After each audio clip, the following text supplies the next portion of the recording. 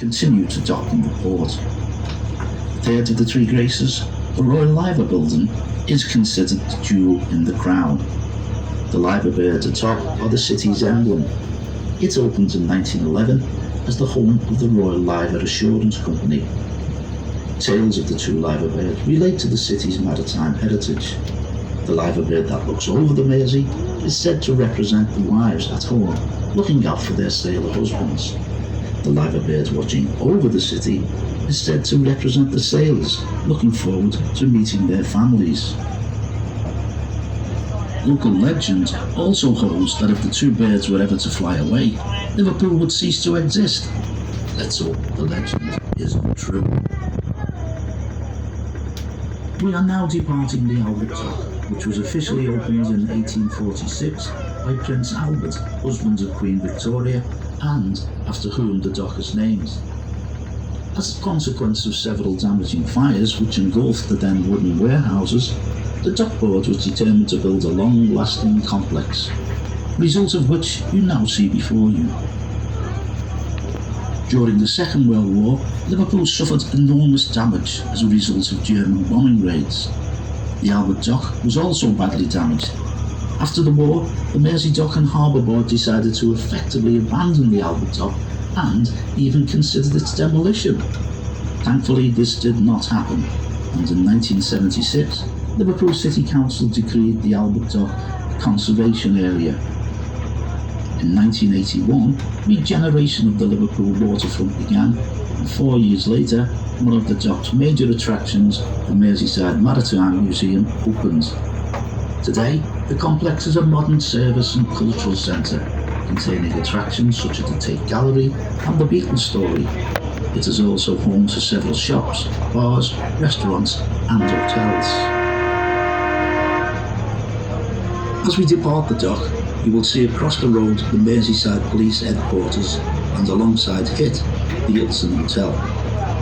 The building is now occupied what was once the site of Liverpool's, and indeed the UK's, first ever purpose-built dock. Opened in 1715, it was used to advance the town's involvement in the appalling transatlantic slave trade. From small beginnings, by 1807, the year of abolition, Liverpool was Europe's leading slave trade port. For more than 20 years prior, Liverpool slave trade merchants vehemently opposed abolition, believing it would result in financial ruin. During the period of involvement, over 1.5 million African men, women and children were transported by Liverpool ships into slavery in North America and the West Indies. We are now travelling through Liverpool's oldest surviving dock, the Salthouse. Opened in 1753, it was originally known as the South Dock. Its name changed because it was close to a local merchant salt works. At the time, Liverpool was an important transport terminal for the salt industry.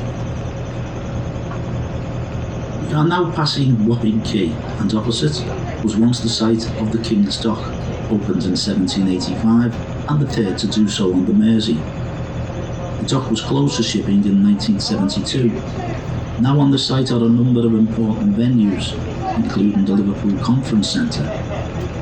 The largest venue, the Liverpool Arena, opened in 2008 to coincide with Liverpool's award as the European Capital of Culture. The arena seats over 11,000 and is the city's leading indoor entertainment centre. Many international stars have performed there, including Paul McCartney, Bob Dylan and Lady Gaga.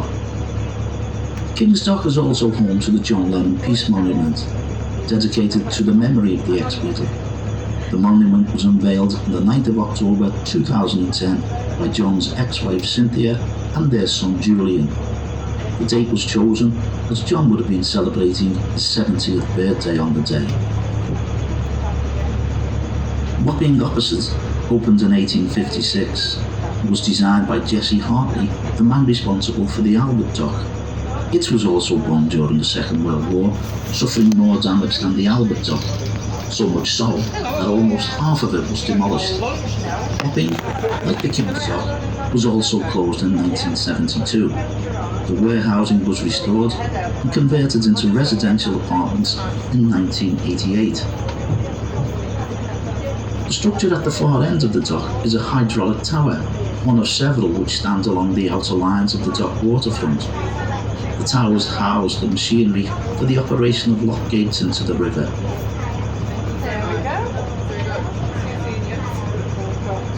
The slave trade merchants who forecast the financial ruin of Liverpool couldn't have been more wrong.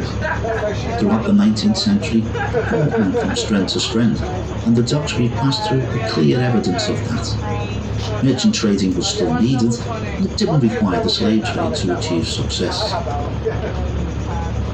During the 19th century, as well as travelling to the Americas, hundreds